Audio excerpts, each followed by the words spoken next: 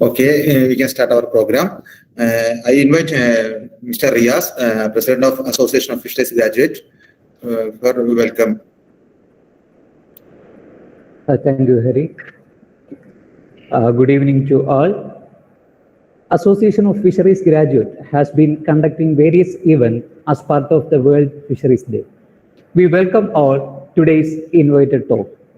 Today we have a very interesting research person, Dr. Stephen J. Cooke, Professor of Fish Ecology and Conservation, Physiology at Department of Biology and Institute of Environmental and Interdisciplinary Science, Carleton University, Ottawa. We warmly welcome Professor Cooke to this program. We invite Dr. Anish sir to introduce Dr. Stephen J. Cooke and to moderate this program. Over to Dr. Anish sir. Thank you, Riaz. Good evening to all. Good evening, Dr. Stephen J. Cooke. Yeah, it's my pleasure and privilege to introduce you, sir, actually. Dr. Stephen J. Cooke is a professor in fish ecology and conservation physiology at Carleton University in Ottawa, Canada. Steve earned his undergraduate degree in environmental studies and biology and his master's degree in biology, both from the University of Waterloo, Canada. Thereafter, he completed his PhD in natural resource ecology and conservation biology from the University of Illinois, USA, and his postdoctoral training at the University of British Columbia, Vancouver. Steve is one of the world's foremost authorities on the biology, conservation, and management of freshwater fish and inland aquatic ecosystems, best known for his outstanding contributions to the areas such as recreational fisheries, aquatic animal telemetry, and inland fisheries. Steve has also been a leader in defining the emerging disciplines of conservation physiology, where he uses physiological techniques to understand the causes of conservation problems and the consequence of conservation actions. Steve has been recognized globally for his teaching, research, mentorship, having received the Award of Excellence from the Fisheries Management section of the American Fisheries Society AFS and the FSBI Medal from the Fisheries Society of the British Isles. In 2019, he was named the Robin Welcome Fellow in Inland Fisheries at Michigan State University. As a prolific writer and a science communicator, Steve has been phenomenal with his outputs, almost 1,000 publications with nearly 44 citations at an H-index of nearly 103. It is a pleasure to host Dr. Stephen J. Cooke for a talk this evening. Steve will be talking about the state and the future of inland fisheries and freshwater biodiversity. Professor Cooke, we are eagerly waiting for your talk. Now over to you. Please go ahead, sir. Thank you so much, friends and colleagues. I'm going to share my screen now. Just give me a moment here.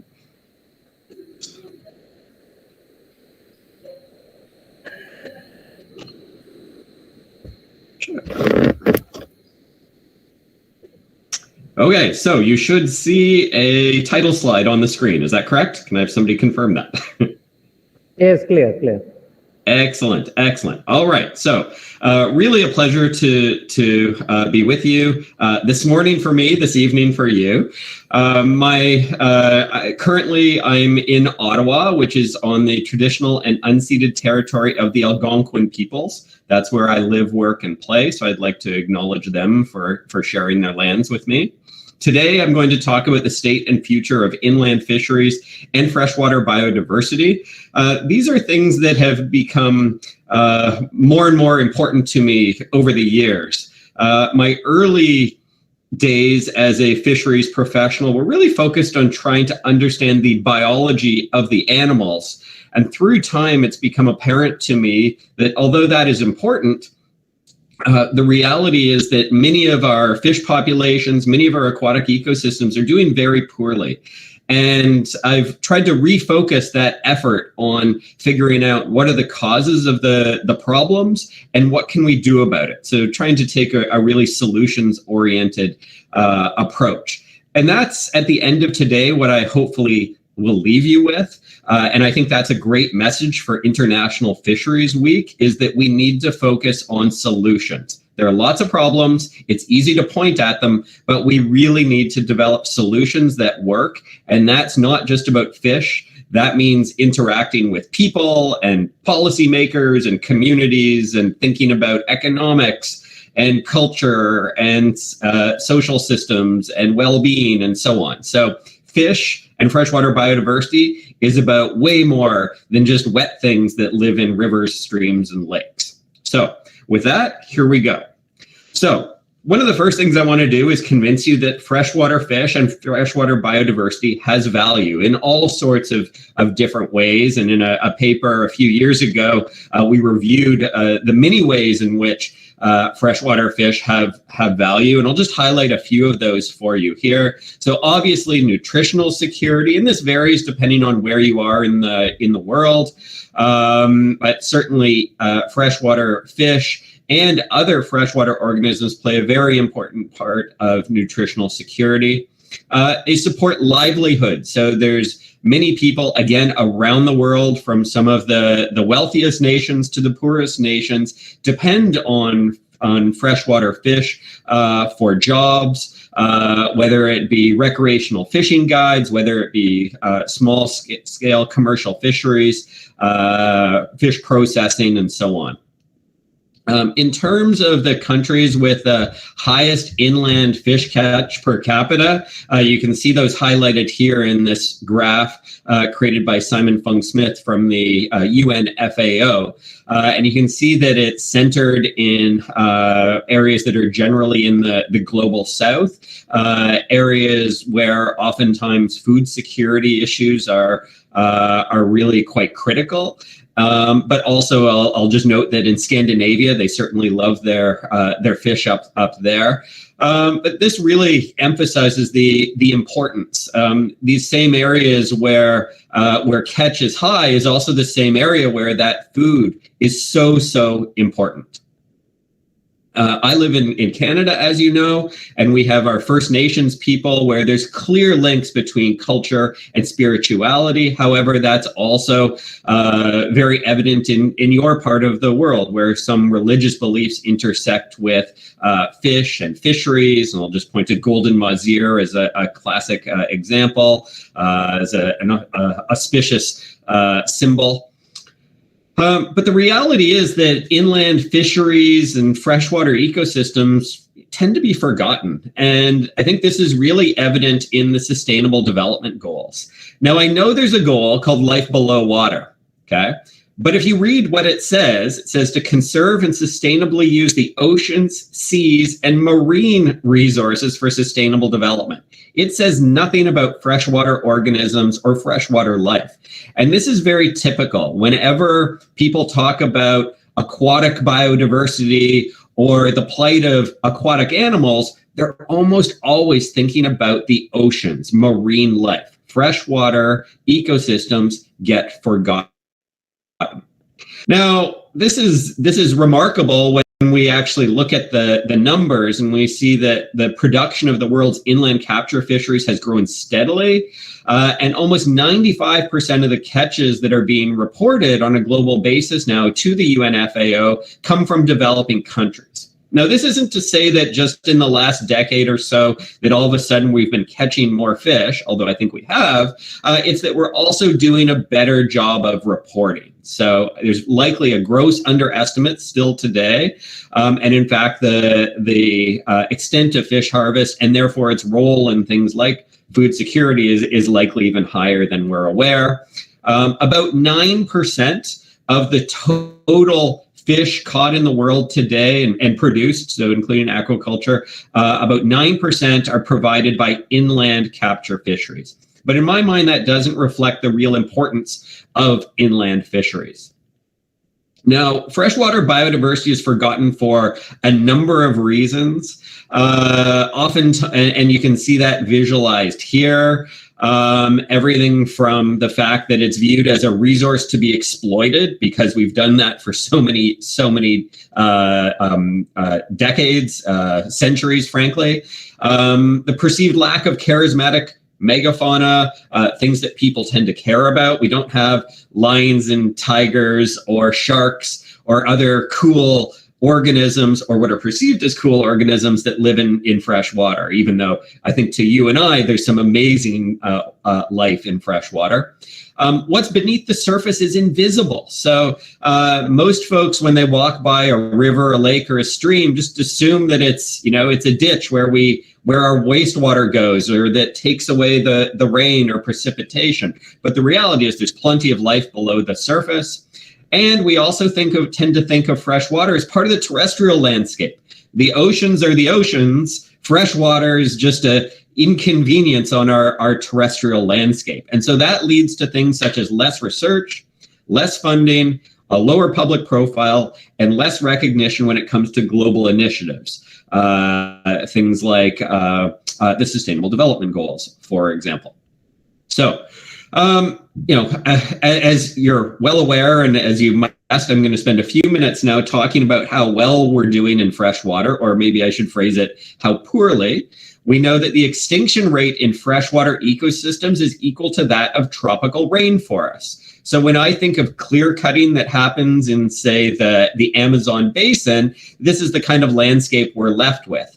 And to think that the extinction rate in freshwater is equal to that of what we're seeing in clear-cut regions of the Amazon is truly troubling.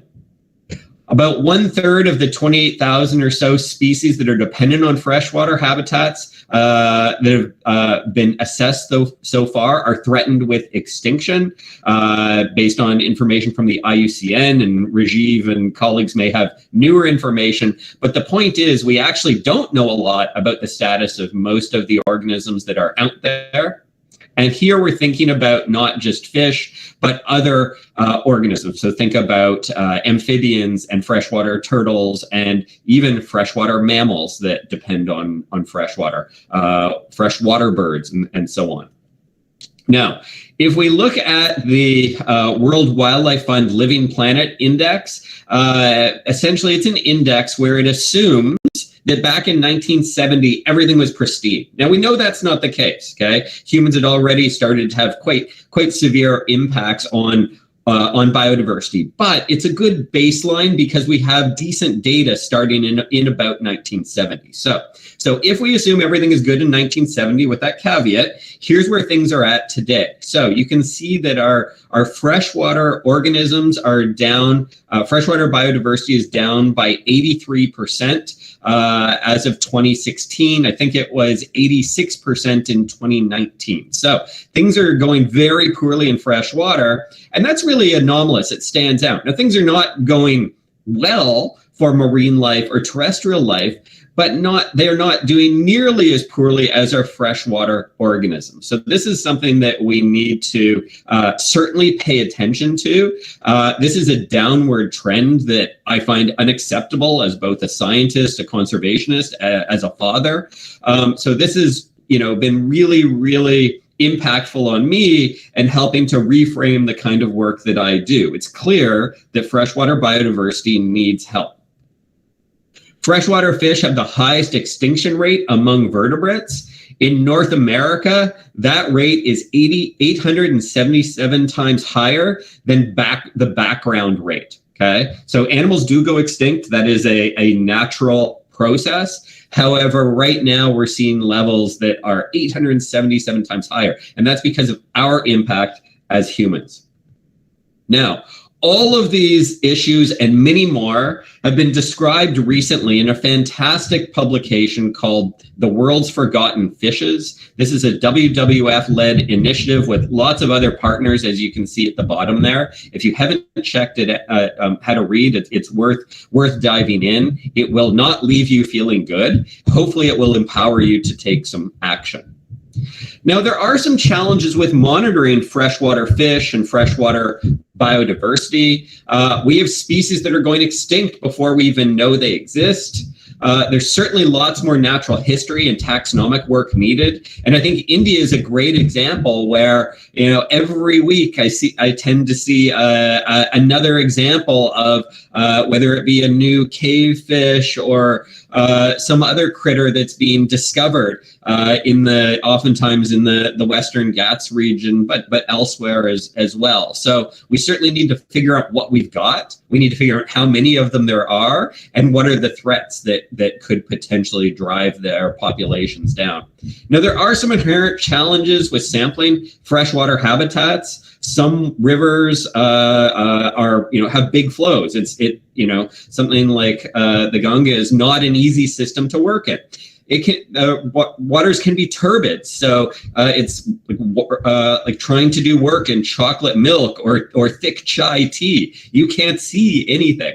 And then, of course, there can be toothy critters, animals that live there that make you perhaps not super interested in donning a mask and snorkel and going for a swim. So, and you certainly have some toothy critters where you live that could be dangerous to humans. We lack trend through time data for most freshwater species. And even the population status of some of the most studied and managed freshwater species has great uncertainty. And I'll use Pacific salmon as a great example. I do a lot of work on sockeye salmon, and despite many millions of dollars of research, decades of work, the estimates of how many salmon are going to come back from the ocean each year are highly variable, and frankly, we almost always get it wrong. Sometimes we have years where we predict that it'll be one of the lowest runs on record, and we have a banner year. The next year, we expect lots of fish to come back, and we have very few. So even the most heavily studied and managed species, there's a lot of uncertainty as to their status. There's also limited capacity for population monitoring in some locations, and collectively that ends up with a lot of species being classified as data deficient for the IUCN. I just want to give you an example. So I live in Ontario. So Ontario is big, okay? So this is the province where I live in Canada. It is big. For me to drive by car from the east side where I live, so I don't know if you can see my pointer, but I live in the far right corner here, Eastern Ontario. For me to drive across the province, if I drove for 24 hours straight, no pee breaks, just kept driving, no sleep, it would take me about a day and a half to make it to the border with Manitoba, okay? This is a big province. I know you live in a big country too, so you get it. So we have about 250,000 lakes. We have over 100,000 kilometers of rivers. And in our province, we have about 250 government biologists. MNRF is our Ministry of Natural Resources and Forestry, who are responsible for monitoring and managing all of that water and all of the resources within. They're also responsible for all wildlife and forestry. So each biologist has to deal with over 1,000 lakes and 400 kilometers of rivers, okay? You can see the problem. There's no way that one person can know what's going on in 10 lakes, let alone 1,000 lakes and 400 kilometers of rivers. And this is in a country where we are, frankly, very well off in terms of finances, a lot of good scientific capacity, and we still don't know the state of our resources in Ontario. So there are lots of threats that we face around the globe today when we start to think about freshwater biodiversity. So certainly hydropower, and there's been a lot of hydropower development in your neck of the woods, with more slated in the coming decades. Urbanization. We've had a history of taking freshwater ecosystems and basically turning them into concrete deserts, like you can see here, thinking that this is the best way to move water off of urban systems. And obviously a system like this is going to have very little, if any, biodiversity in it. Resource extraction, and this is an image from India. Sand mining, gravel mining obviously can be very detrimental activities, but it can also be extracting fish. And it doesn't just happen in India. This happens in the Fraser River here in Western Canada as well. There's, of course, overharvest. Now, if you're wondering what's happening here, I will explain. So I live in a place where it gets cold. There's a reason I'm wearing a toque. a warm hat in my house because it's already cold outside. And our lakes and rivers will freeze. And so this is ice fishing. And so people drill holes in the ice and they lower their baits down and they fish. Now, this isn't what it always looks like. This is an extreme example, but this is an event in Minnesota where everybody's come together to ice fish on a lake. And as you can imagine, that can lead to things like overharvest. Of course, we have climate change, which in many ways is the threat multiplier. It makes all of those other things worse. So it makes the effects of urbanization worse. It makes pollution worse, and so on. So we've got climate change. We've got pollution of various sorts. And when we think about pollution, I think everybody likes to think about chemicals, hazardous chemicals. But a lot of the pollution that really matters to freshwater biodiversity is things like silt. So here's a development, and there's a fence that's been put up to try and filter that silt out so that it doesn't end up in the stream and smother life, yet you can see that silt fence has failed. We also are now seeing noise as a form of pollution, light as a form of pollution. So it's not just the chemicals. Now, we've summarized these threats as well as a number of emerging threats in a number of papers. So there's David Dudgeon's classic paper from 2006, and then we've recently updated that in 2019. And I just want to zoom in on the threats that we've identified as some of the emerging threats. So shifting climates, invasions, infectious disease, and so on. But really, it's that one, if you come all the way around past K to L, we see cumulative stressors. And that's really what's important as the take-home message. These things don't operate alone. It's not just one stressor. We've seen multiple stressors, and they're interacting in unique and different and complex ways. And that's life for freshwater organisms. It's not one threat. It's all of these threats that they have to deal with. And it's only going to get worse. Demand by 2050 for fresh water, potable water, is going to increase by 55%. So we're going to be taking more water from our freshwater ecosystems. The demand for food is going to increase by 60%. Guess what that means? We need water to grow said food. So that will lead to more water taking. And then finally, our demand for electricity will increase dramatically. In particular, in countries such as yours, India is slated to have some of the greatest increases in electricity demand. And there have been India has been in the news this past week talking about coal dependency, and certainly hydropower is going to be part of the solution or a move towards addressing climate change issues such as coal burning electricity production. But at what cost? We're also going to have additional dams and the threats that come from hydropower to freshwater biodiversity. So by 2050, that's the state of affairs. It's only going to continue to get worse. So here we've got this downward curve, okay? And just reminding you that things are going poorly for freshwater biodiversity.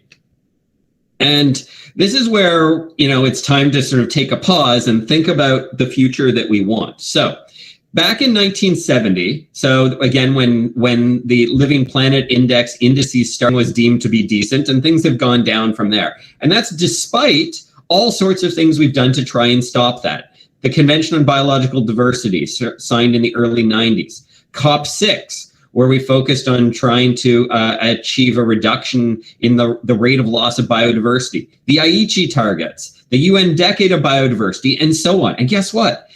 Everything continues to go down. And so here we have the modeled projection. So on the very bottom is the trajectory that we're on. We are slated to continue to lose biodiversity. And at some point, we will have nothing left, okay? So if we halt the decline, okay? I'm not talking about doing anything to reverse the trend, just simply we halt the decline, this is where we're gonna be. We're gonna be this yellow line here in the middle. So we'll just flatten the loss. To me, that's not acceptable. What we need to be doing is bending the curve. So that's some phrasing I'm going to use now. So we've got a curve, it's going down, and we want to bend it up, okay? This is not my idea. The late Georgina Mace is one of the key folks that really has pushed this.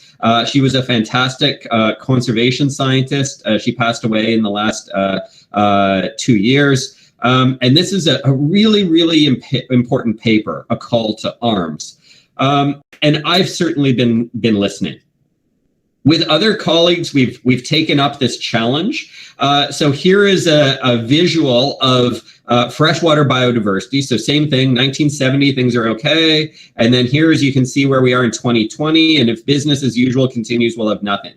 And so we met, this was a WWF led project. We met in the UK a couple of years ago and developed what we called an emergency recovery plan or an emergency action plan. Okay, so and we're using these words very, very intentionally. The word emergency, right? We're trying to evoke an emotional response here. We're trying to emphasize that there's urgency to this. We identified 6 things that we need to do, and if we did all of these things, accelerate implementation of environmental flows, improve water quality, protect and restore critical habitats, manage exploitation of freshwater species and riverine aggregates, so sand and gravel, prevent and control non-native species invasions, and safeguard and restore river connectivity. If we did all of those things around the world, we would have the potential to bend the curve and restore freshwater biodiversity. We're doing some of those things in very specific locations, in very small ways. It's not enough. We need to do this as a collective action. It needs to be a concerted effort everywhere by all relevant parties. So, working with Kim Burney-Govan, and that's Kim there. I just wanted to share her. She's an emerging scholar working in this area, really has some great ideas. And she's led a team that has, we've written a paper, and it's called The Race to Save and Restore Freshwater Biodiversity. So again, you can see the clock here. We're emphasizing that there's urgency, okay? And here's what we need to do. We need to save and restore freshwater biodiversity. And there's 4 things we think we need to do that. So this isn't quite as, just take you back here. These are specific actions. So improve water quality, restore, but there's other things we need to do to enable that. And that's really what we're focused on here. So I want to work through each of these. So RACE, reshape, appreciate, connect, and elevate. So I'll do that over the next few slides. So the R stands for reshaping our relationship with fresh water. So a couple of things we need to do here. So first of all, we need to make sure that the best available science and lessons that come from practitioners, things that work, are turned into communicable formats that resonate and respond to the priorities of different audiences. We need to be engaging with water managers, the wider conservation community, policymakers, and governments. And we need to engage community members in community science initiatives related to freshwater conservation. Doing those things will help build connections between people and nature, and that's so important. The next is A. A stands for appreciate indigenous knowledge systems relating to fresh water. So we need to treat indigenous knowledge systems as legitimate sources of freshwater knowledge. We've been really bad at this, okay? We assume that Western knowledge is superior to indigenous knowledge or ways of knowing, and that is not the case. They are both valid, and frankly, our Western science has been failing us. We need to think about how indigenous peoples have lived for millennia on this planet without impacts on freshwater biodiversity. So there's lessons that can be learned there. We need to work with indigenous partners to co-produce research strategies that address conservation priorities and the concerns of the communities, and make sure that at the end of the day, the benefits are shared equitably with community members, including indigenous partners. And we need to embrace and nurture our relationships with local knowledge holders. C stands for connect. We need to make science readily available for decision makers. If there's science and decision makers or practitioners are unaware of it, it might as well not exist. We need to devote greater time and energy to engaging beyond freshwater biodiversity specialist community, thinking about how we can insert freshwater biodiversity into discussions such as and platforms such as IPBES, and doing science that is relevant to curve bending activities. I'm just going to pause here and show you, if you're sitting there and saying, well, what does that look like? If I were to do science that's relevant to curve bending activities, what does that look like? I can help you. I can point to a recent paper we did where we identified 25 essential research questions to protect and restore freshwater biodiversity in a number of themes, from enabling transformative change, learning from successes and failures, and so on. And here's an example, okay? Here's one of the questions. What are the optimal riparian management actions that contribute to the protection of and restoration of biodiversity? If we knew that, that would be a game changer. I'm not saying we don't know anything about it, but we don't know how to do this well enough to achieve biodiversity gains across the globe. And last in the race is E. E stands for Elevate Freshwater as a unique domain that requires explicit recognition and conservation planning. We need to critique critical terrestrial conservation science to improve the way it accounts for the unique properties of freshwater systems. Oftentimes, terrestrial systems are managed on a landscape scale, and as I mentioned, freshwater is viewed as an inconvenience. It's something we need to get off the surface before we have flooding. Instead, we need to think about the unique properties of freshwater and make sure that it's managed appropriately. And we need to ensure that water managers and environmental policymakers and practitioners are provided with the best evidence syntheses to guide their activities. So we know that decision makers don't have time to read all the papers we write, so we need to give them reviews or evidence syntheses or synopses that tell them what are the take-home messages from that work and how that knowledge can be used to inform policy and practice.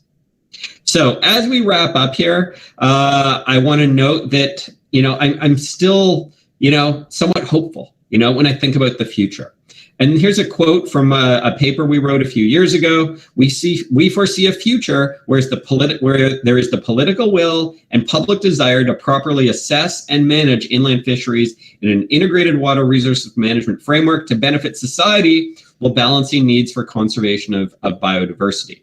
So I'm hoping you will join me in this race to bend the curve. We need you. We can't do it alone. It requires all of us. And I want to leave you with this. Okay? What I just talked about, it's not the happiest story, right? We have not done a good job as stewards of our freshwater ecosystems. We need to do better. But that doesn't mean we should all walk away from this presentation or from our jobs with our heads hung low. We need to be optimistic. We need to have hope. It is not too late. There are things we can do. We just need to do them. In the ocean world, in the marine world, we've been talking a lot lately about ocean optimism. And we need the same thing in freshwater. We need inland optimism or freshwater optimism. And I'll end with this quote. If conservation is to prevail and endure, we will need to marshal our forces with equal doses of realism.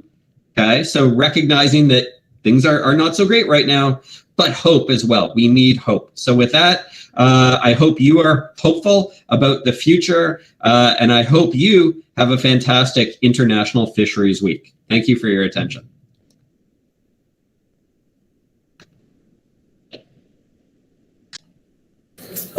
Thank you, Professor Cooke. Definitely, participants may have many questions. So I think they can directly ask the questions in the chat box. Is it okay, sir? Yes. Let me just find the chat box here. Yeah. Attendees, you can ask the question directly to the chat box, please. Okay. And just confirming right now, I don't see any questions in there, correct? Yet. I don't. Yeah. Yeah. Okay. Should I have, yeah. So as you said, sir, actually in India also we have the same issue here because our maximum attention is mainly given to the marine sector and the freshwater ecosystems are getting very least, and it is further worsened with the fake identifications or wrong identifications, and most of our attention is mainly to the marine ecosystem. And here also in deep sea, also the before identify the species, it is getting extinct. So I'm very surprised to see that the same thing happening in the freshwater diversity also. So it's a worrisome situation, sir, actually. Yeah. Indeed, yes. And this isn't, and this is, like I said, I pointed out the same thing is happening in my backyard here. So I want to be very clear. I'm not just pointing at other places in the round. It's happening outside my window here. Yeah. So yes. And most of our river systems are highly polluted, like Ganga or Brahmaputra, or highly polluted due to the industrial and sewage effluents. And there are some interventions are going on, but definitely it is not at all sufficient to curtail this. Yeah, and we have one question, sir, actually. Oh, cool. Okay, it's from our Rajiv. Yeah, so Rajiv is asking, what do you think is the most important challenge? Knowledge impediment, so in other words, we don't know what to do, or the perception of freshwaters by public and policymakers, or a combination of both. I think right now it's bad decisions that are being made. We know we should not build cities in floodplains. We know that we have the potential to set sustainable harvest targets and deliver science-based fisheries management. We know how to do these things. Our knowledge is imperfect, but not so imperfect that we can't do these things. Yet we continue to do them. We continue to trade off fisheries and freshwater biodiversity in favor of economic development. And that is short-sighted, because in the long run, we need healthy freshwater ecosystems. Freshwater biodiversity is the canary in the coal mine. We drink fresh water. If there's no freshwater life left, that would be a sad state of affairs if it got to the point where we were unable to eat food that came from freshwater ecosystems, to drink water, to swim. And I know there are water bodies in your nation and my nation where it's not safe to eat fish, where it's not safe to swim, and it's certainly not safe to drink. So from my perspective, it's continued poor decisions. And always, and it's kind of I don't know if this makes sense, but the idea of a death by 1,000 cuts. So this idea that, if you take a paper cut, one paper cut's not going to hurt you. But if you get 1,000 paper cuts on your body, eventually that will have a cumulative impact. And that's what we're seeing in fresh water. It's just one more dock. That's not a problem. One more boat, one more net, one more development, one more road crossing, but it all adds up at the end of the day. So I think that's one of the biggest issues. Professor Cooke, I think we can give the option of giving direct questions to you. Is it okay? Sure, please. Yeah, please, dear attendees, if you have any question to ask, you can please go ahead.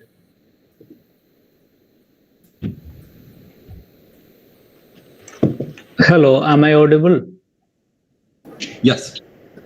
First of all, thank you, Dr. Cooke, for your wonderful talk, very comprehensive on different problems we are facing. I feel, just to add a point with what Rajiv was telling, I feel that more than the knowledge gaps or perception, the implementation issue by the government is very important. Because whether it is in Western Ghats or Northeast Himalaya, where I have seen that many of the fish species and resources, though maybe they might have categorized as endangered or threatened, regardless of their categorization, local people are still harvesting.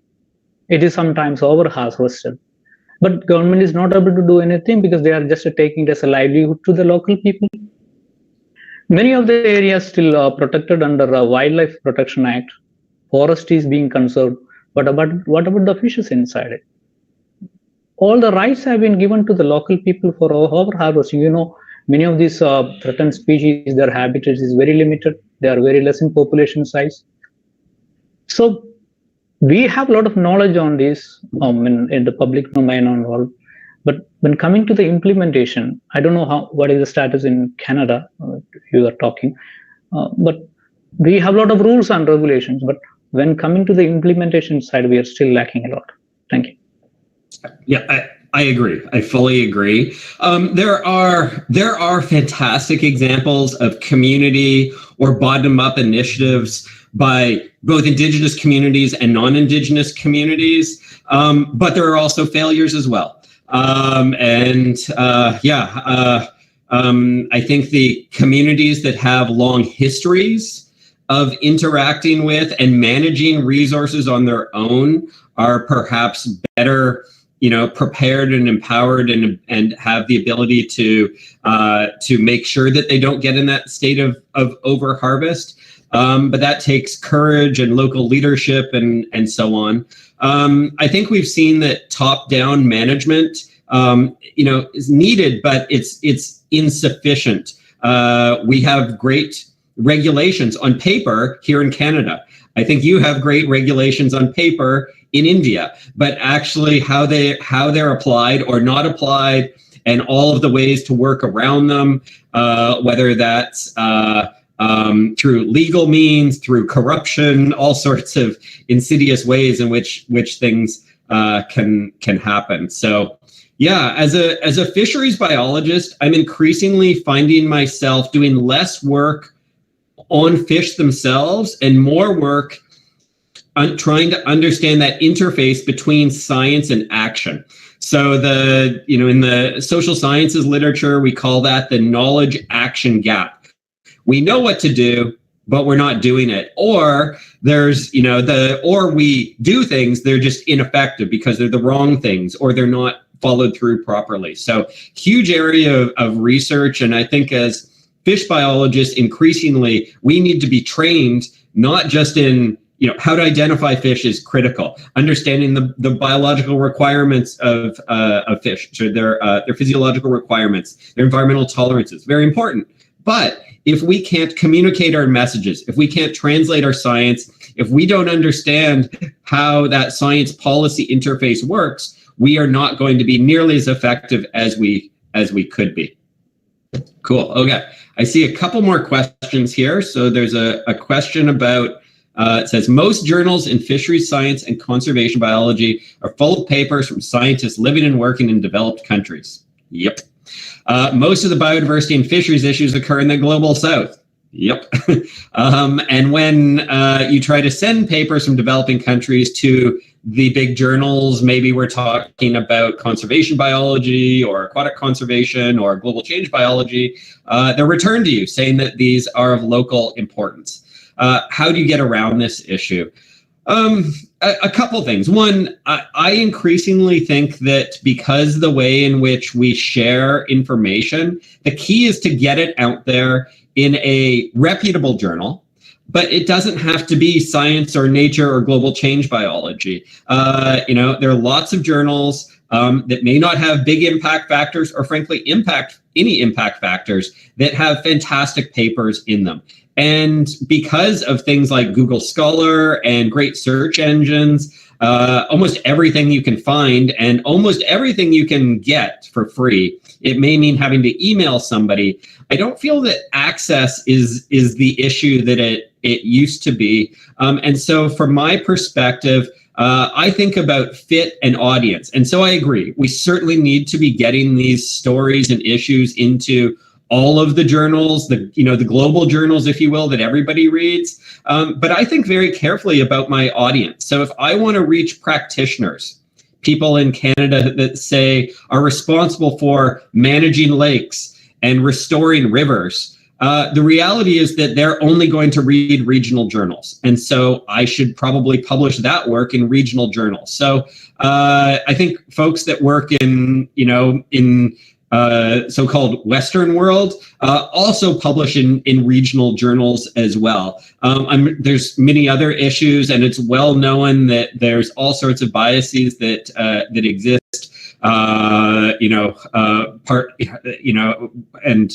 It's a complicated issue. I'm aware of this as an editor, and it's something I'm very careful with and trying to support and enable research from around the world.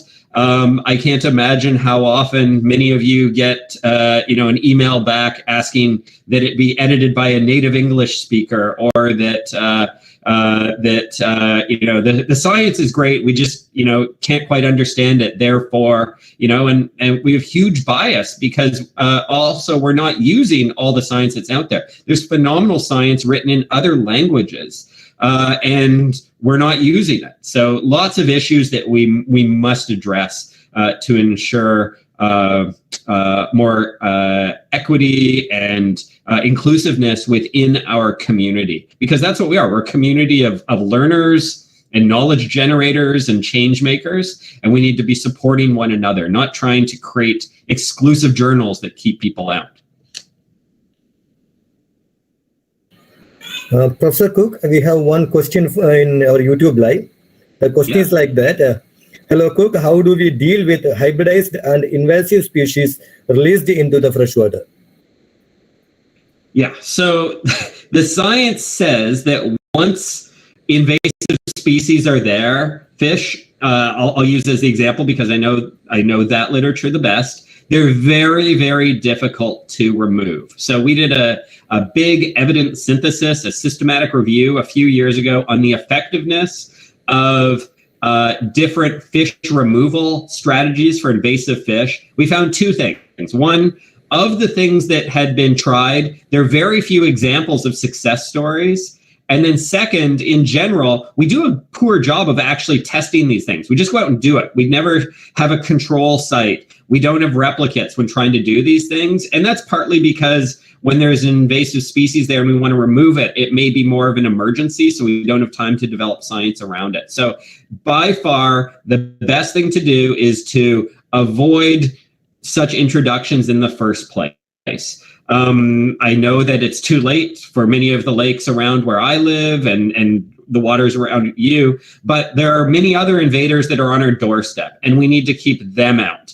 Maybe in the coming decades, we will have new technology that we can exploit, potential genetic control mechanisms or other things that could better help us to have targeted interventions. But at this point, it's, pesticide, things like rotenone, which kills everything else. So it's just not very acceptable. So protect what you've got.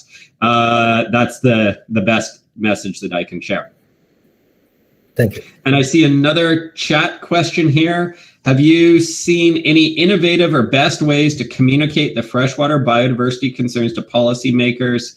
If yes, can you share them with us? So the answer is yes, but I don't know that I could say there's a best way, but there's certainly lots of creativity out there that we're starting to see. And it's sort of it's not just one thing, because we need to, we also need to be engaging the public, because they're the ones that then pressure the politicians. They're the ones that vote. They're the ones that consume, decide what they're going to buy, and so on. If they're going to write a letter to the government and complain about something. So we need to make sure that they are empowered and understand the importance of fresh water. So it's about telling stories about the importance of fresh water, helping people to make connections, whether that's through kayaking or bird watching with water birds, or snorkeling or recreational fishing. There's so many hands-on things we can do. Bringing freshwater biodiversity into the curriculum in classrooms, so we're not just teaching our kids about the coral reefs, but also about freshwater rivers and lakes. In terms of specifically how to communicate with policymakers, it's through the use of evidence syntheses. I found that to be really quite effective, because they do not have time to read the piles and piles of paper, so they want the take-home messages. They want to know, what does all that information say, and what does it mean to me as a decision maker? So we've done a bunch of survey work in Canada where we interview decision makers and ask them how they make their decisions, where they get their information. And most of them tell us that they get their information from their colleagues within their own organization. If provided with a good evidence synthesis, they will use it, but it tends not to happen. The other thing we can do is to engage policymakers and decision makers and managers in our research. So if we're researchers, instead of just doing research and handing it to them at the end, working with them from the beginning. So we co-develop and co-create the research objectives. We do the research together. We interpret it together. They're able to apply it, and they have a lot more trust in the process. They were involved. They feel part of that research. They have a personal stake in it, and they're more likely to use it. So that's something else we can do as researchers. We can change how we do our research to be more inclusive, to include community members, to include decision makers in our research activities. That's one of the best ways to have your research used and embraced by end users. Yeah, next question was by Raju. Gotcha. Okay, it says here, are you hopeful of a day when we will have freshwater biodiversity adequately represented in global goals and policies? I would say yes, and I think we're close. There's been a lot of work behind the scenes by folks within the big NGOs and governments that have really been pushing to see freshwater considered at everything from the COP meetings we just had to, within the UNFAO to within IPBES. And the post 2030 SDG, planning, all of these initiatives. So I'm hopeful. That's not where I excel, but I'm fortunate to work with colleagues that are very effective in that space, and we're making some progress, but it's a slow go. And I see a question there.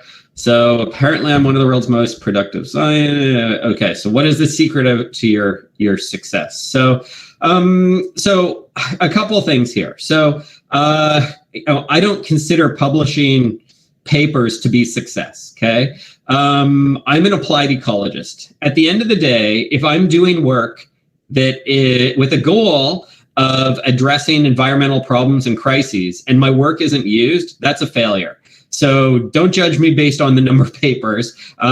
Judge me based on the impact that those papers have had. And we have had certainly some successes there. In terms of things to remember, one is to run your own race.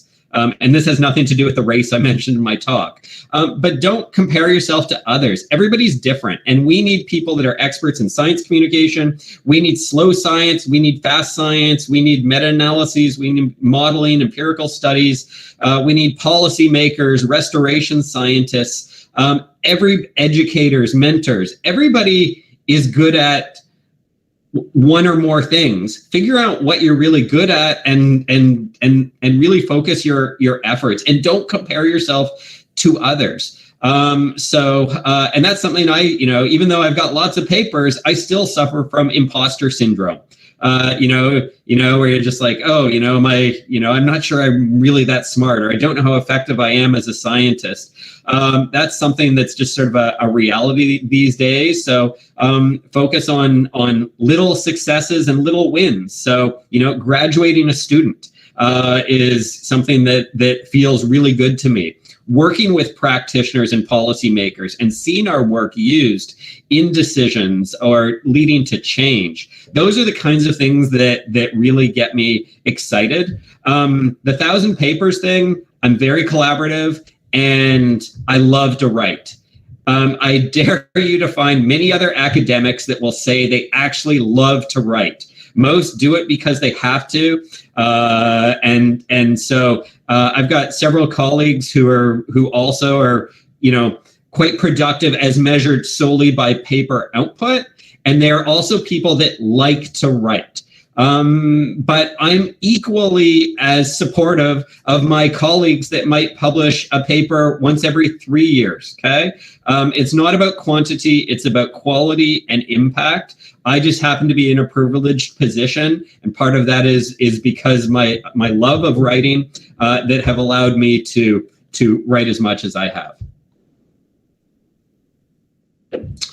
I see. Are there any plans for a global approach on the conservation of inland fisheries, connecting both developed and developing countries, including resources, indigenous knowledge underlying? Okay, so coordinated, no, but certainly the UNFAO has been active, working with Michigan State University in the context of inland fisheries. They developed the 10 steps to sustainable and responsible inland fisheries. We're currently trying to figure out how to downscale that so it's relevant on a regional or a country-specific basis. And the UN is certainly, FAO has certainly taken a leadership role in the last decade on freshwater inland fisheries and trying to raise their profile and build capacity within governments around the world. So I think that's where I would look for that kind of thing. COVID, of course, has slowed everything down. So yeah, that's where I'm still hopeful that there'll be more that will come from that. We had a meeting in 2016 in Rome that led to the development of those guidelines, and so I'm hoping that that we haven't lost that momentum, and as soon as we're sort of over the COVID hump, that's something that we'll see more effort in. Do you think that good quality publications highlighting the importance of freshwater fish helped mainstream the idea of conservation or initiate political discussion on sustainable fisheries? That's a good question. I don't know. I'm not sure how much, a paper changes the world. I think, especially one paper, I think it's a body of evidence that come from different people and then taking that evidence and distilling it down to the take-home messages. So again, those ideas of evidence synopses. So, focus on doing good quality science. When we do good science, and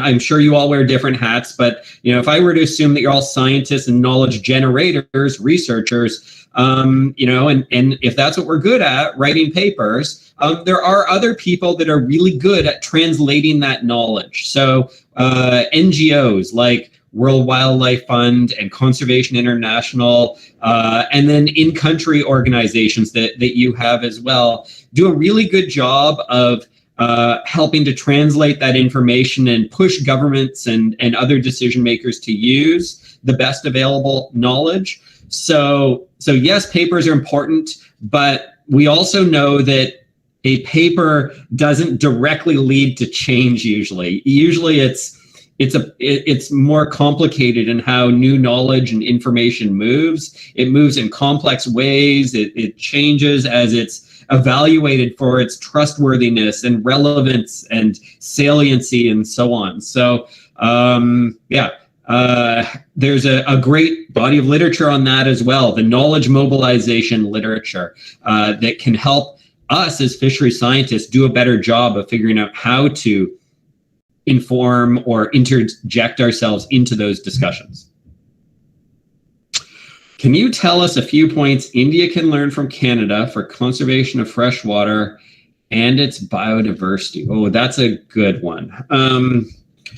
What do we do well here? I think we have a very good and connected community of scholars and managers that work together. So I think that's something that we're particularly good at in Canada. And being big, we're similar to India in that sense. We're a big country, right? So if I want to, it's not like I can just jump in a car and go see somebody in Vancouver. That's a 5-day drive. And how do we do that? Once a year, we have a conference called the Canadian Conference for Fisheries Research, where we all come together. And I know you have various fishery societies on a regional and national basis, and maybe, you may in fact be doing it better in Canada, but that's one thing I think we do well. And we really try to support the next generation, realizing that that in many ways we have failed them, and we are going to require a generation of smart, really well-trained problem solvers that can address these issues. So we put a lot of effort into mentoring and training. So I think we're reasonably good at that. Yeah, that's, I'm not sure what else. One last thing. Again, not perfect, but in Canada, our Federal Fisheries Act really is focused on the habitat. And so that recognition that habitat, healthy and like high quality habitat, is the foundation for healthy and productive fisheries. So we spend a lot of time and effort in protecting habitat. And so we have enforcement officers that go around, conservation officers, and sure, if they see somebody fishing out of season or taking too many fish, that's a problem. But a bigger problem is if a bulldozer destroys a stream. We've lost the productive capacity of that system for years, decades, maybe forever. And so protecting your habitat, given its foundational role in supporting healthy and productive fish populations and fisheries, I think is really key. So habitat, and that's where I'm increasingly doing a lot of work. Less on the fish themselves, more on the habitat side of things. I think there's a YouTube question. Hi, Stephen, can you throw some light on how freshwater system ecosystem valuation is done? Number is the easiest way to convince politicians and decision makers. So I'd like to learn about it. So all I can say there is I would also like to learn about it, and I'm in the process of doing so. So that is not my wheelhouse, but we raise a really important point here, okay? We have to be able to put value on these things, okay? Simply throwing around things and saying, well, it helps to feed people. Well, how many people? How many lives does it save? Oh, it's good for livelihoods. Well, tell me about that. How many livelihoods does it support? How much money does it generate to the economy? And it's not just about those harvestable or sort of, benefits. What is the value of a wetland and its role in carbon sequestration and filtering and so on. So we need to do that. It means working with folks that have that expertise and working with environmental economists. But unfortunately, that's all I know. All I know is we need that work, but I'm not the one that knows how to do it. So I'm sorry.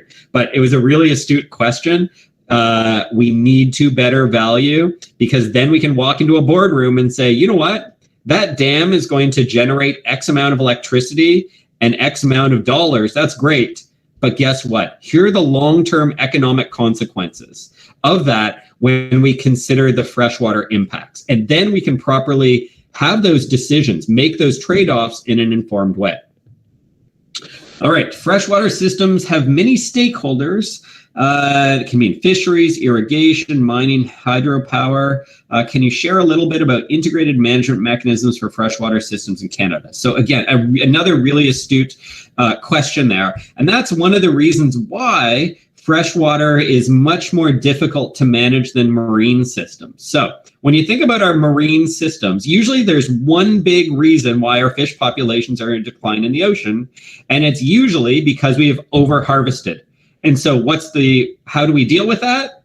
We deal with the fisheries sector, right? Fisheries managers dealing with fishers. It's in many senses relatively simple. It's a gross oversimplification, but it's, that's sort of how it works. In freshwater, when we talk about the threats that are facing freshwater biodiversity, it is the farmer taking too much water. It is the mine that released some chemicals. It is the road that we all have to drive over. It is the fish that we take a few too many of. It's the hydropower that we all use. And so when you start to talk about fish, a farmer's not sitting there thinking about fish.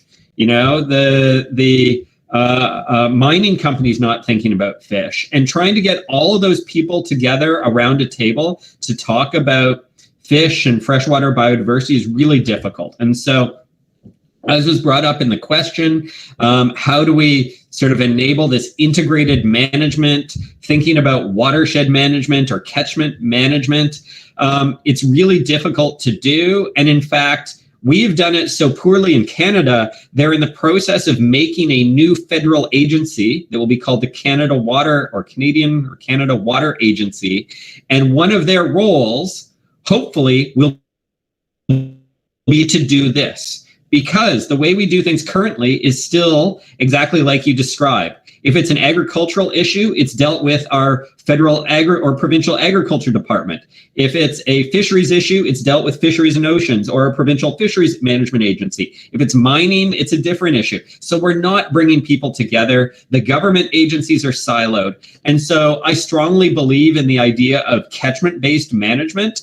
I think it works best on a very localized scale. In Ontario, where I live, we have organizations called conservation authorities that manage water landscapes on a watershed scale, and they're incredibly effective because they bring together the farmers and the dam owners and the cottage owners and so on together to talk through issues. So I really think that catchment scale management is how we need to be doing things, but at scales that make sense. And it's easiest to do on a small scale, but we also need to scale things up because you can't just be thinking about one watershed. We need to be thinking about things more broadly when we're talking about dam placements in particular, so that we don't fragment watersheds. So yeah, hopefully that was a somewhat helpful answer. These are amazing questions and really tough questions. If anybody can figure out any of these, there's a Nobel Prize in it for for someone. So yeah. Professor Cooke, we have many questions in the YouTube. Can you please tell me how much time you can spare for us? I'm good. I have kids hockey. I have to take my kids to hockey at around 10:45, so have time. Okay, no problem. And then I will ask. I will read some of the questions. Some of them are very interesting. Just a minute. Okay, it was a continuation of the question was asked on the role of layman into the conservation activity. This is a continuation of that question. Please give us some insight into the rescue, rehabilitation, release, if it is advisable, protocols of some rare freshwater fishes or subterranean fishes we happen to get in well or other. Yeah. So transport or transplant of fish or other organisms that have been trapped. Not something I have a lot of experience with. The concerns that would come immediately to mind would be genetic. So, for example, if you are mixing populations that haven't previously been mixed, so I would think that such information such actions would need to be informed by science. A lot of the issues that we have in our world today are because of people who thought they were doing the right thing, right? So, we have a big issue right now in Canada with goldfish. In Canada, we use goldfish as pets. So, there might be a goldfish sitting on my table over here that's my pet. But at some point, that goldfish grows too big, and I decide that I feel bad for it, and I'm going to release it into the local pond. And then all of a sudden we have, other people do the same, and all of a sudden we have lots of goldfish babies. So nobody did that to be, their goal wasn't to destroy a native ecosystem. Their goal was to try and be helpful and be considerate of the welfare status of the animal. So we just need to make sure that if we are doing things and empowering members of the public to help translocate fish that are trapped, that it's guided by science. So how far? How far should they take that animal? And that probably depends on, watershed boundaries and things like that. So we need to know about the genetic structure of these populations. I don't know if we do or don't to the point to be able to answer that. Rajiv and others on the call know much more about it. So yeah, I think I answered your question. Yeah, the next question is, hi Stephen, can you throw some light on how freshwater systems ecosystem valuation is done? Numbers is the easiest way to convince politicians and decision makers, so I would like to learn about it. I already answered that question. Somebody kindly pasted that one in the chat, and I already answered that one a couple minutes ago. Okay. And I passed the buck saying, I wish I knew. Okay.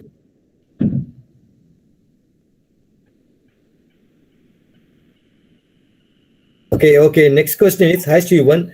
There exists an ideology to connect all rivers to sustain people's drinking requirements. Please comment on the impact of this can have on the ecosystem. The linking of rivers. The question is on the linking of rivers. Sorry, the which of rivers? The linking of the rivers in India, mostly. She's asking, there exists an ideology to connect all rivers to sustain people drinking water requirements. Please comment on the impact of this linking of rivers on the ecosystem.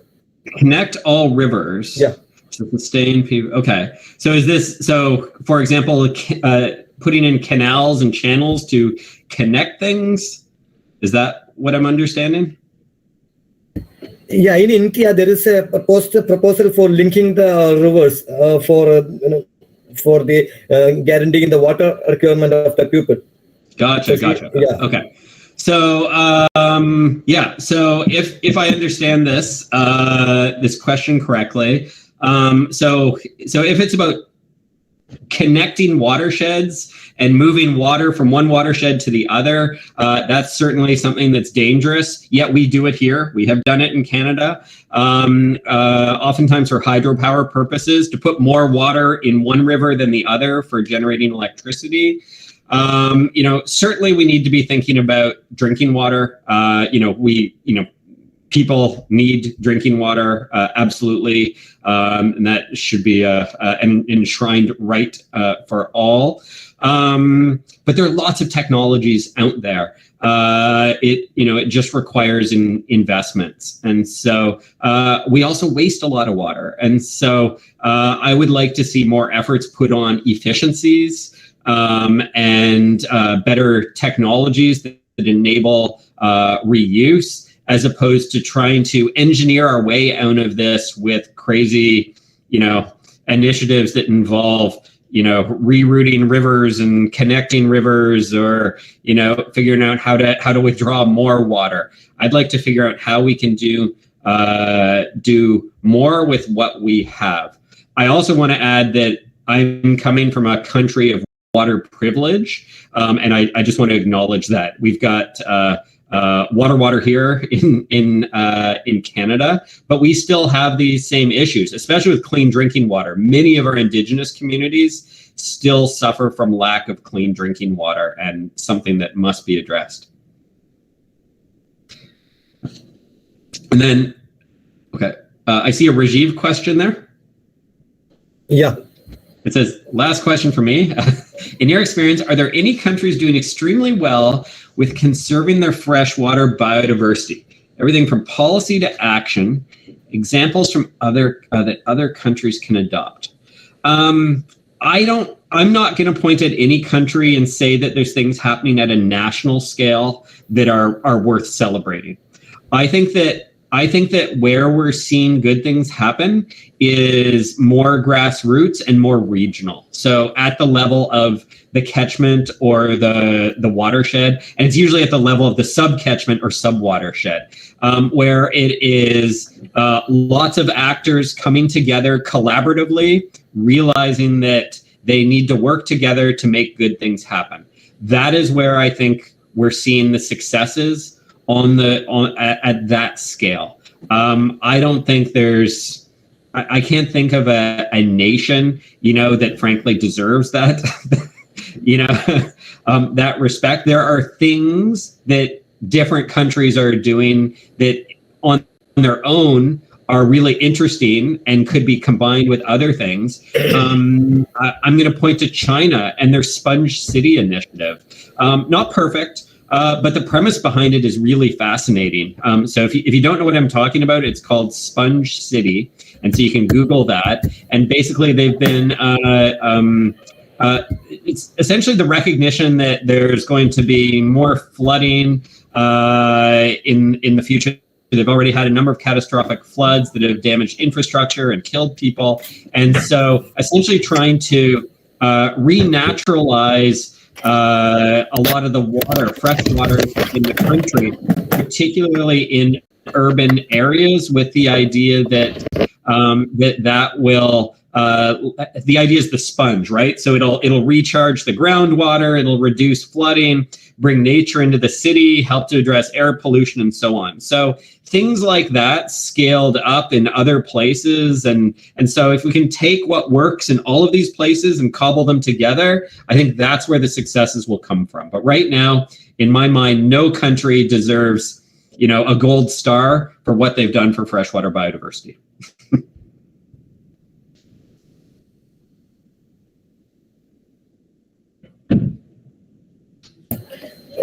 Professor, I have one more last question. And then, please take it as a layman question. My question is on alien and invasive species.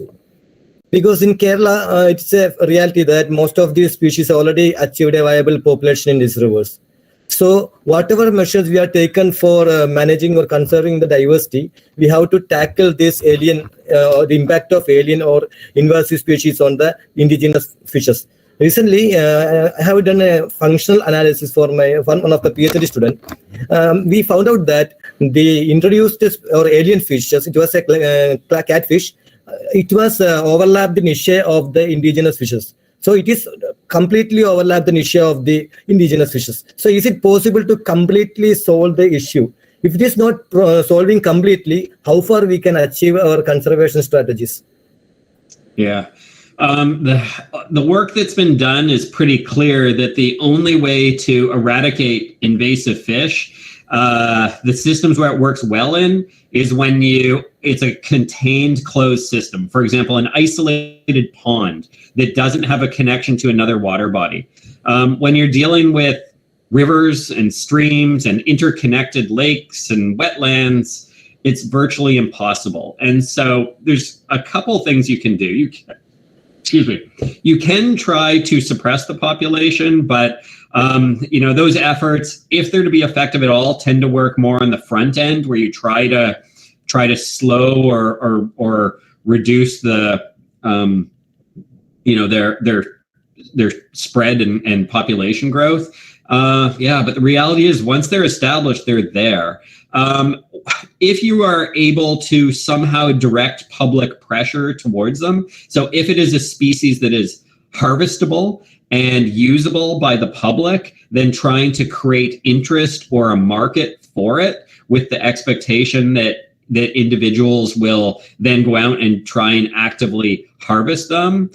There have been a few instances where that's worked to some extent, but I'll just unfortunately have to default back to the reality that we are an order of magnitude better off to prevent these invasions than try to deal with them once they are there. Like actively, I'm a chair of the Sea Lamprey Research Board for the Great Lakes Fishery Commission. So sea lamprey are an invasive parasitic fish in the Laurentian Great Lakes, and we spend tens of millions of dollars a year on science and control programs.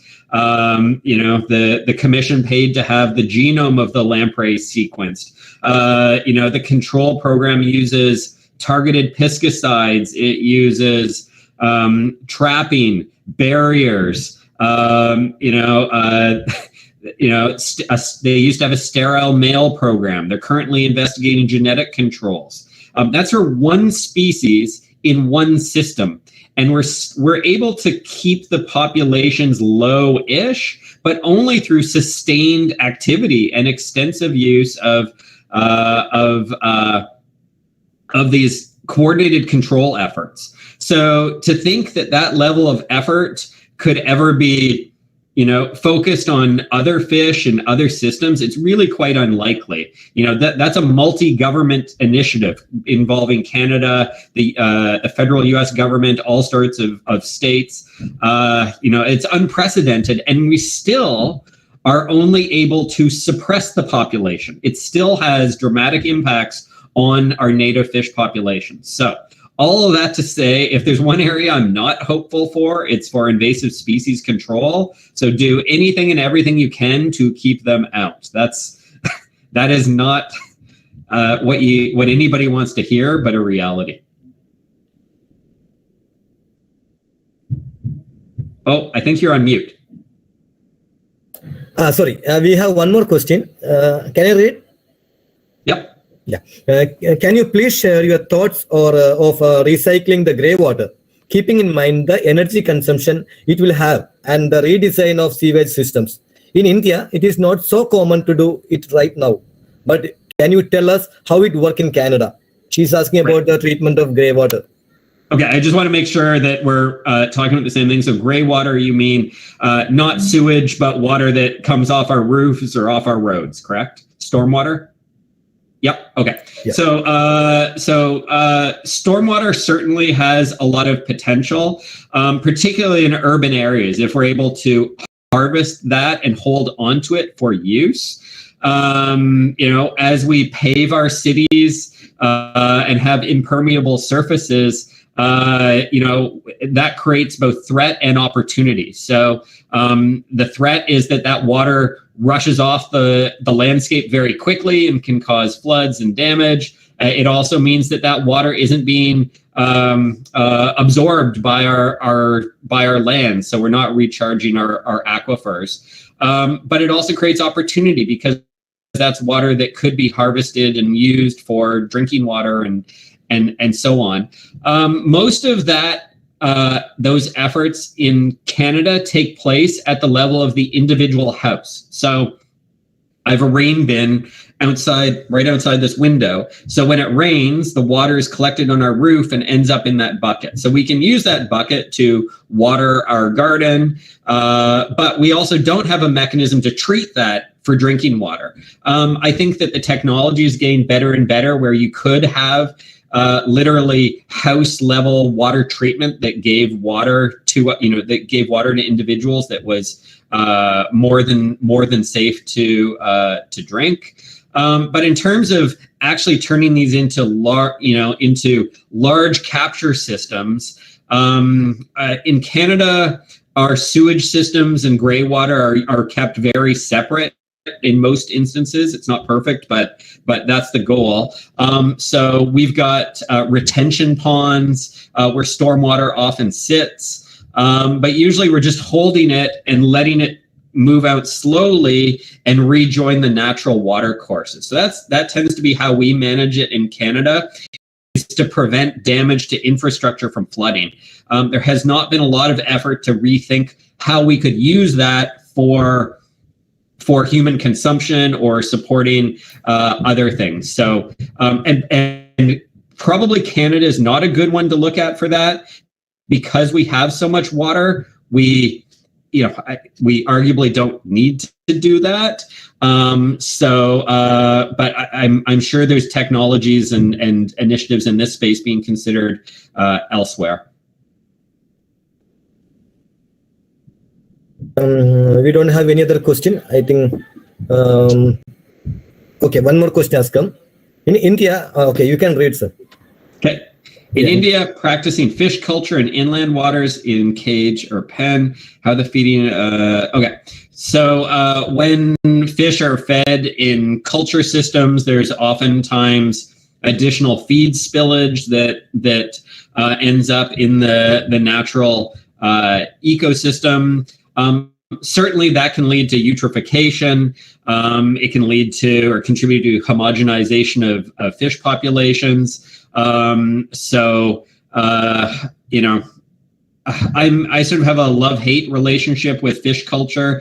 When it's done well, it's outstanding, but I prefer to see it done separately. So isolated from natural ecosystems. So in ponds that are distinct and separate from, the adjacent rivers, but also far enough from the adjacent rivers. If there's a flood, all of the organisms that are being cultured, oftentimes which are non-native, don't end up in those rivers as well. So I would like to see more investment in land-based aquaculture, so that we can do this in a safe way, so that we can properly manage the environmental side of things, both from waste management and the feed management, but also making sure that the escapes are the risk of escape and disease release is really minimized, or we're just going to be dealing with more of the introduced and invasive species issues that have already been raised. Okay, I think no more questions. So thank you, Prof, sir, for this very wonderful and enlightening talk. Then, if you don't have any other questions from anybody, we can move forward to the formal vote of thanks. Yeah, thank you so much. Really appreciate all of you. I hope you're all staying safe and taking care of yourselves these days. I hope your families and colleagues are all well. And best wishes from Canada. Take care and happy International Fisheries Week. Thank you, sir. And I would like to invite Dr. Usha for formal vote of thanks. Usha, please. Good evening, Dr. Cooke, Dr. Anish, and everyone else. I have the distinct privilege of thanking all of you, especially Dr. Cooke, for this very engaging talk and even more engaging discussion that we've had tonight. But tonight in India, it's evening. And anyway, so I really want to express my sincere thanks to Dr. Cooke on behalf of the Association of Fisheries Graduates. If anything, the take-home message for me personally, I can say, is that, no matter what we do, the most important thing is what we have learned as fishery scientists or biologists or anyone with a scientific background. We have the moral responsibility to take up, because we understand the issues, we are able to look at data and understand what the issue is, communicating what we understand from it and trying to effect change in policies is the most important, which is often more important than, writing papers or having an H index of above whatever. You have a target of how many papers or how many citations you want. I think Dr. Stephen Cooke was very effective in communicating what was important and what your priority should be. I hope that the young researchers who've joined us here today have taken that to heart, because we have the distinct privilege of having most of us who attended here today. I think today we had, at the peak, I think there were about 150 people listening, the majority of whom would be people with some amount of scientific education in their background. I hope that the take-home one, at least if there is only one take-home message, I hope it is that, no matter what you learn, what you understand, it is, unless we take that responsibility in our hearts, there's no, what is the point in one way, you can ask. But more than that, I also want to thank Dr. Cooke for another point, which I personally thought was very important, is the importance of indigenous knowledge, which in India, in Canada, I suppose there is a priority being given. And I hope that we are doing that in India as well. And there's a long way to go. There's a very interesting story of snake conservation in India with indigenous knowledge. Anybody who's interested can look into that. Especially in South India, snake conservation has been very effectively managed with indigenous knowledge and indigenous peoples, because they are stakeholders in many ways of conservation. Anyway, I digress. I want to thank Dr. Stephen Cooke for the very, very very interesting interaction that we've had. The circumstances that have made it possible for someone of his background to be able to speak to us and interact with us. They've not been the best of circumstances, but we're certainly grateful that this would not have happened in this way through an online platform if it wasn't for the circumstances that we're in. But we're certainly grateful today for the fact that we have we have had such an interesting interaction. And I hope it's this. If there's anything else we take away from this, it's that as long as there's enough people who care and there's enough people who can connect with each other, and as long as we talk to each other, there's a lot we can do. The other people that I want to thank are Dr. Anish Menon, a dear friend, and I want to thank him for moderating this session so well. I want to thank Dr. Rajiv Raghavan on behalf of AFG for making this interaction possible in many ways. I also want to thank each and everyone who has participated in the discussions and been listening. And also, I want to thank the office bearers of Association of Fisheries Graduates for making this possible. Thank you. Thank you, everyone. Thank you, Dr. Cooke. Goodbye. Thank you. And good night from India. So much. Yeah. Thank you, sir. Thank you. Good night. Sleep well. Take care, all. Yeah.